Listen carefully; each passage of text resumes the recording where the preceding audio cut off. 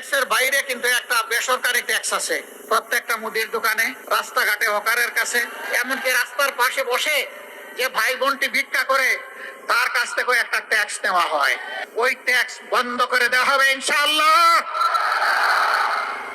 যারা নিজেদের দলের লোকদেরকে চাঁদাবাজি, দখল বাণিজ্য, মামলাবাজি, দুর্নীতি, সন্ত্রাস, পাথর মেরে লোক হত্যা, গাড়ি চাপা দিয়ে লোক হত্যা, এইগুলা থেকে নিজের কর্মীকে যারা বিরত রাখতে পারবে, আশা করি আগামীর বাংলাদেশ তারা জনগণকে উপহার দিতে পারবে।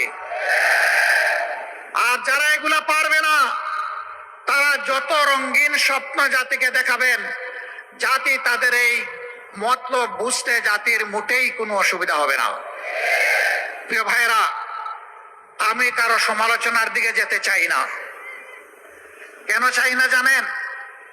আমি যখন ডান দিকে, বাম দিকে, সামনে, পিছনে চোখ মেলে তাকাই, তখন অন্তত ছোট্ট একটা জায়গাতে গিয়ে শান্তি পাই যে যারা ফ্যাসিবাদ কায়েম করেছিল এবং তাদের যারা মূল দোসর ছিল, এখন তাদেরকে দেখতে পাই না।